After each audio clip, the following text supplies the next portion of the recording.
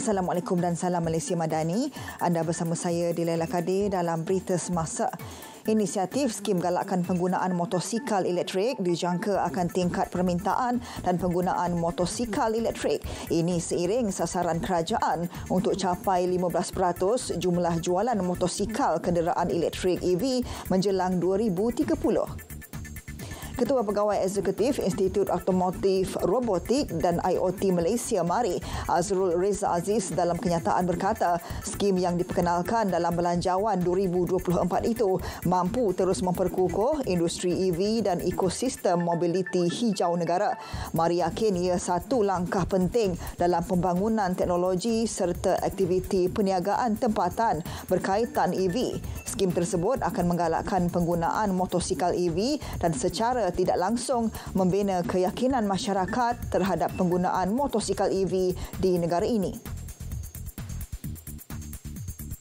Belanjawan 2024 mencadangkan pengecualian cukai pendapatan sepenuhnya selama 5 tahun kepada entiti yang menjalankan aktiviti perdagangan berkaitan kewangan Islam di Pulau Bebas Cukai Labuan mulai tahun taksiran 2024. Langkah itu bagi menyokong pembangunan pusat perniagaan dan kewangan antarabangsa Labuan IBFC sebagai hub kewangan Islam dan patuh syariah.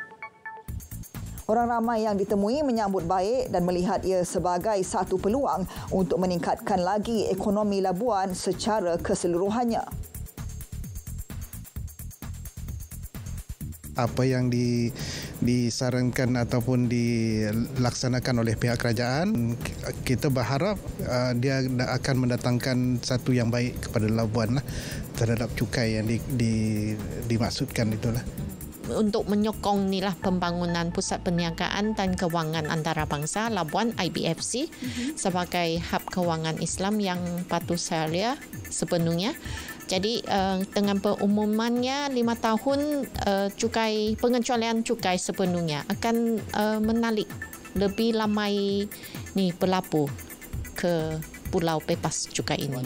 Amat menyokonglah apa yang telah diumumkan oleh Yang Amat Berhormat Perdana Menteri. Setidak-tidaknya dia memberi impak yang sangat tinggilah kepada Labuan terutamanya untuk mengembangkan ekonomi dan menarik minat pelabur asing untuk terus melabur di Labuan terutamanya. Pengecualian cukai itu adalah bagus untuk syarikat perbankan di Labuan dan secara ekonomi keseluruhannya. Itu memang baguslah untuk Labuan lah. Harap-harap ini akan menaikkan Labuan punya ekonomi. Melabur akan banyak masuklah ya.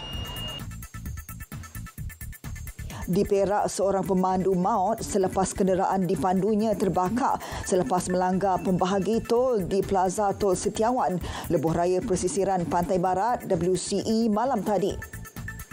Menurut penolong pengarah bahagian operasi Jabatan Bomba dan Penyelamat JBPM Perak, Sabah Rozi Nur Ahmad, pihaknya menerima panggilan berhubung kejadian pada pukul 11.25 pagi. Setibanya jentera dari Balai Bomba dan Penyelamat BBP Setiawan di lokasi mendapati sebuah kereta telah musnah terbakar 80%. Seorang mangsa terperangkap di dalam kereta tersebut dan disahkan maut di tempat kejadian.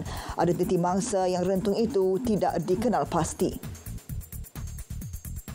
Juga di Perak, 2 maut disyaki terkena renjatan elektrik di sebuah gerai burger di Taman Bercam Raya Ipoh awal pagi tadi. Menurut Ketua Polis Daerah Ipoh, ACP Yahya Hassan, laporan berhubung kejadian diterima pada pukul 1.15 pagi. Mangsa yang berusia 30 dan 14 tahun itu ditemukan tidak sedarkan diri di tepi gerai tersebut. Kedua-dua mangsa disahkan meninggal dunia oleh pasukan perubatan. Mereka dipercayai terkena renjatan elektrik semasa bekerja di gerai tersebut. Kes diklasifikasikan sebagai mati mengejut. Baiklah, sekian berita semasa. Salam Malaysia Madani, tekad perpaduan penuhi harapan.